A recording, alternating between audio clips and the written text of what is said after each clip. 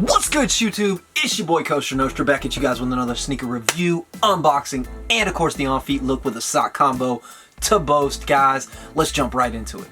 Alright guys, am I officially back now? I'm doing a Kyrie, back in my wheelhouse once again, guys. The Nike Kyrie 7, the colorway on this model is white/black, glow, and hyper royal in a US men's size 11 and retailing for $130. Fam, let's check out this colorway.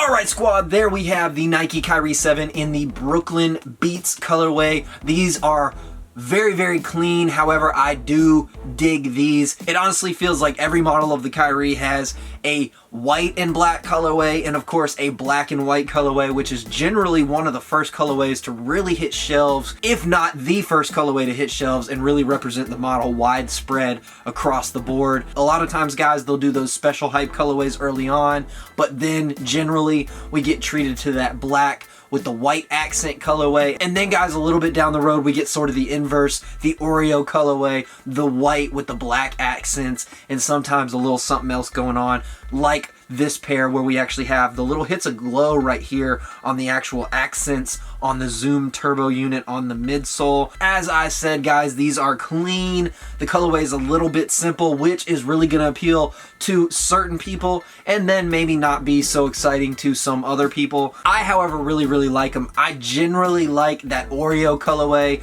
a little bit more than the black with the white accenting colorway. It just depends. I don't know why, but it just appeals to me a little bit more. The name of the colorway is Brooklyn Beats. There's not really a ton going on with the actual upper of the sneaker to really represent that, but then when you actually turn and look at the graphic that's back here on the heel butt portion of the sneaker, we get a pretty cool touch back there with the Brooklyn Bridge. Underneath it, there's sort of a cassette tape with some basketballs inside it. A very cool little piece, a very cool accent in my opinion. Of course, going back to the 80s when hip hop started to burst onto the scene, it's really been in the limelight in terms of style and fashion and culture, and nowadays it is even more so, of course. It really, of course, took off in the mid-90s, and I think that's really honestly when Brooklyn really became synonymous with hip-hop, mainly with artists like Biggie and Puff and people like that, and of course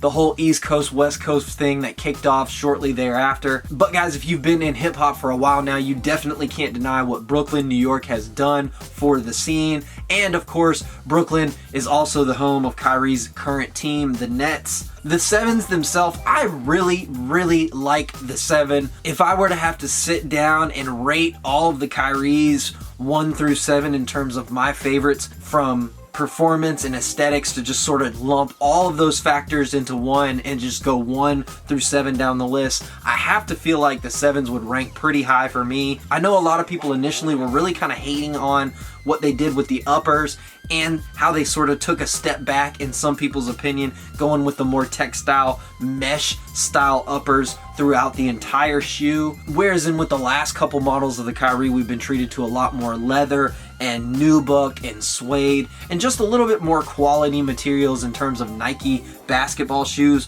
But guys, what they were really trying to achieve, and really for the first time in the Kyrie signature line, was to lighten the load in terms of the weight of this shoe, and they were able to lighten the shoe significantly. I can't remember exactly how much, but it was something like a pound or something crazy like that. So not only is the shoe significantly lighter than the Kyrie 6, but guys, the breathability factor is really heightened on these as well. Again, if there's ever been a knock on the Kyrie signature line, it's been that they are a little bit heavy for what they are, and that they're not the most breathable shoe, that your feet are definitely gonna sweat and get pretty hot when you're playing in Kyries.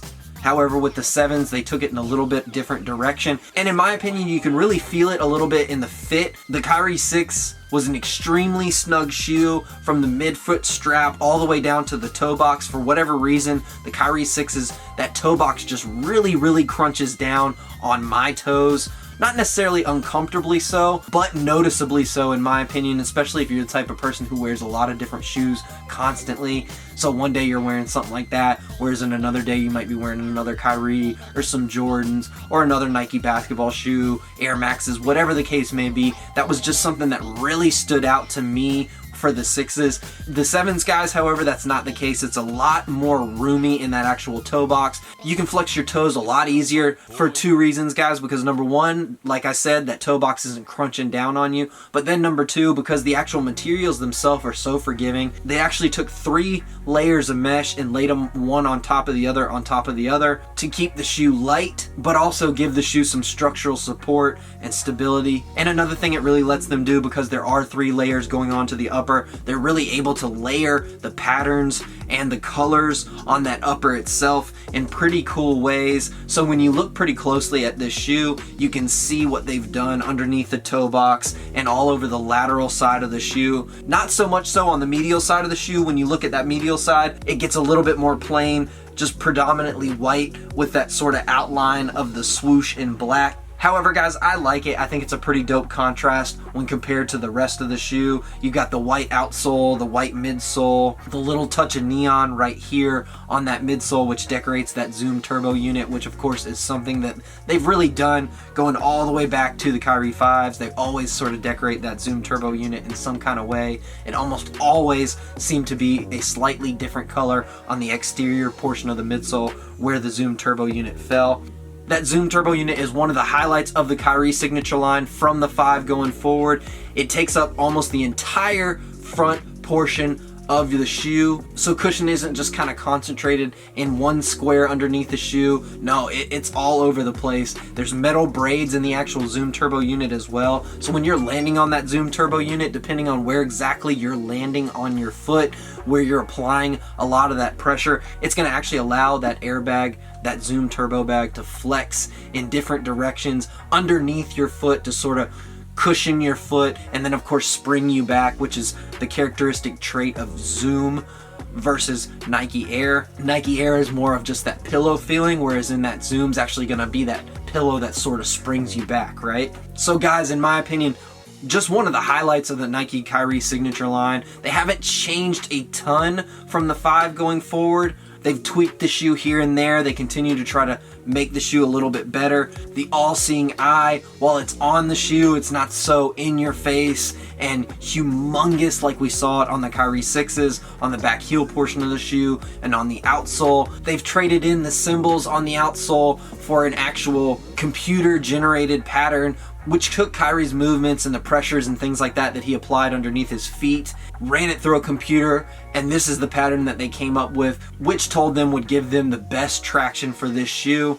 Pretty cool, pretty unique, definitely something that's super grippy. There's some pretty thick grooves to that actual traction pattern itself. So the dust buildup on this shoe, while it's gonna of course be there on some of those courts and whatnot, it's not going to be so easy for little chunks of that dust to sort of get stuck in that shoe and allow you to slip on court. And again, just another feature that really tells the consumer that they're putting the thought and the money and the care into the product when they do something like that with that outsole. Other features of the shoe, such as the lacing system, they've got these sort of bands on the first 2 holes of the laces on both the medial and lateral portion of the shoe.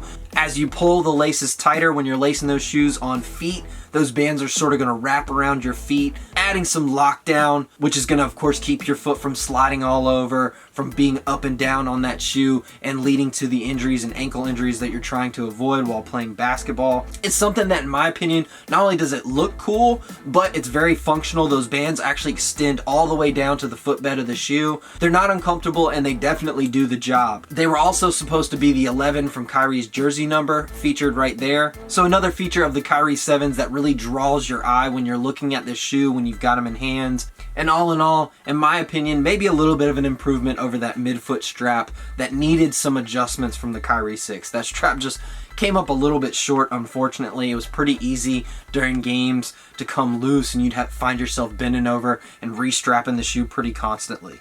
So yeah, guys, a clean colorway. Hopefully these things stay clean. That's going to be the challenge for a lot of people going forward. And not only that, but hopefully down the road in 3, 4, 5 years, that mesh doesn't yellow like crazy. That's one thing that I'm really concerned about with some of these lighter colored Kyries. How the test of time is going to hold up in terms of these things yellowing and what they'll look like down the road. What do you guys think? You guys like this colorway? You rocking with this colorway? You picking these up? The only one I really haven't found in stores so far is that All-Star colorway. Definitely looking for those. So guys, if you know a store or somewhere that has those, let me know. I know a lot of places have them online. I should probably go ahead and snag my size before it's too hard to find and throw that review out for you guys. Guys, I'm gonna try to bang out another one of these this week for y'all and keep this train rolling. The Nike Kyrie 6 in the Brooklyn Beats colorway. Let's check these things out on feet with a little sock combo to match, guys. Appreciate you guys rocking with me. Throw any questions, comments, anything like that downstairs. Guys, I'll try to be better about hitting y'all back prompt. Much love, fam. I am Kosher Nostra. Stay blessed, guys. Peace.